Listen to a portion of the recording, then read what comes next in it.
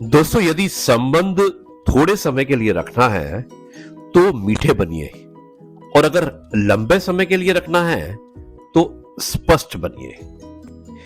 जय गुरु जी। दोस्तों, ये है आपका अपना प्रिय डॉक्टर आदि कृष्ण मुंबईचा माणूस, और आपके लिए लेकर आया आपका मनपसंद प्रोग्राम पॉजिटिव कर्मा। आज है एपिसोड नंबर 999, यानी कि 999 और आज दिन है शनिवार, वीकेंड शुरू हो चुका है। और दोस्तों, आज का ये जो कार्यक्रम है, स्पेशल कार्यक्रम है। आज का जो शीर्षक है वो बहुत ही स्पेशल शीर्षक है, क्योंकि हम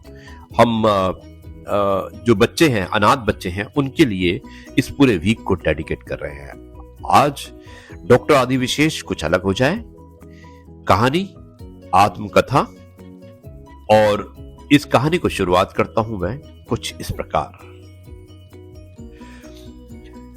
बाबूजी, आप मुझसे मेरा परिचय जानना चाहते हैं, लेकिन मेरी समझ में नहीं आ रहा कि मैं आपको क्या बताऊं। मैं तो एक अनाथ बालक हूं। इस दुनिया में अपना कहने लायक मेरा कोई नहीं है। बस ये धरती ही मेरी मां है और आकाश ही मेरा पिता। मेरा जन्म आज से 13-14 साल पहले इसी शहर में एक झोपड़पट्टी में हुआ था। मैं नहीं जानता कि मेरे माँ बाप कौन हैं। मैंने उन्हें कभी नहीं देखा। क्या मालूम वे इस दुनिया में हैं भी या नहीं। मेरा तो शैशव और बचपन एक अनाथालय में ही बीता है।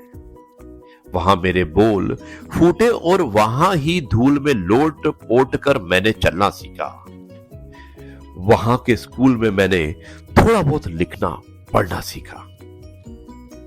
जीवन का पहला दशक तो वहां किसी तरह बीत गया, लेकिन बाद में मेरा मन ऊबने लगा। उस दया और याचना की जिंदगी से मुझे नफरत होने लगी। कभी किसी सेठ की ओर से खाना दिया जाता तो कभी बाहर गाना बजाना करके अनाज और पैसे मांग लाने पड़ते। मुझे लगा, छी, ये भी कोई जिंदगी है। ऐसे जीवन से तो मरना अच्छा है। और एक दिन मौका देखकर मैं भिखमंगों की टोली में से भाग निकला। मैंने सोचा था कि अब मुझे कोई अनाथ नहीं कहेगा। बाहर की दुनिया में आकर मैं काम की तलाश में भटकने लगा। कोई पूछता तुम्हारे माँ बाप कौन है, और कोई पूछता तुम्हारा घर कहां है। कोई कहता कि किसी की जमानत दिलाओ।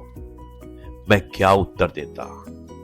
एक प्याऊ पर पानी पिलाने वाले पंडित ने मुझसे हमदर्दी बताई। उसी की सिफारिश पर एक दिन एक सेठ को मुझ पर दया आ गई। उन्होंने अपने छोटे लड़के को स्कूल ले जाने के लिए मुझे रख लिया। लड़का रास्ते में बड़ी शरारत करता था। एक रोज तेजी से आती हुई एक साइकिल से टकरा गया। उसे जरा सी चोट आई और उसी दिन मेरी छुट्टी हो गई। मेरी जिंदगी फिर से बेसहारा हो गई। थोड़े दिनों के बाद मुझे एक व्यापारी की पीढ़ी में नौकरी मिल गई। वहां मैं चाय पान लाने का तथा दूसरे छोटे मोटे काम करने लगा। एक दिन वहां मुनीम के हाथों 100 रुपये का एक नोट गायब हो गया। मुनीम को मुझ पर शक हुआ। मैंने अपनी पूरी सफाई दी, लेकिन उन लोगों ने मार पीट कर मुझे निकाल दिया। बाबूजी, तब से कई छोटी मोटी नौकरियों की, लेकिन पेट भरने से अधिक कहीं नहीं मिला।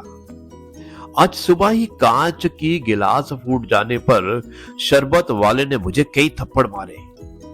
मैंने उसके यहां काम करना छोड़ दिया। भूख और अपमान से दुखी होकर मैं बाग में आकर बैठा ही था कि आपसे मुलाकात हो गई। यही है बाबूजी मेरी आज तक की जिंदगी। इसमें ना कहीं आशा है और ना कोई उम्मीद। सचमुच इस दुनिया में अनाथों का कोई नहीं है। बाबूजी, क्या आप मुझे कहीं कोई काम दिला सकते हैं? आपके गले नहीं पड़ रहा हूं, लेकिन हो सकता है कि आपका ये एहसान इस अनाथ के लिए वरदान बन जाए। दोस्तों ये थी कहानी आत्मकथा, और कितना अच्छा आपने देखा होगा वार्तालाप था एक बुजुर्ग और एक अनाथ बच्चे के बीच में। दोस्तों ये था एपिसोड नंबर 999 यानी कि 999, और कल हमारा एपिसोड नंबर है 1000। दोस्तों सुनना ना भूलिएगा, एपिसोड नंबर 1000 रविवार के दिन यानी कि छुट्टी का दिन है, और पॉजिटिव कर्मा अपना 1000 एपिसोड उस दिन प्रसारित करेगा। दोस्तों अब मैं इस कार्यक्रम को यहीं पर समाप्त करता हूं और आपसे कहता हूं जय गुरु जी, शुक्राना गुरु जी।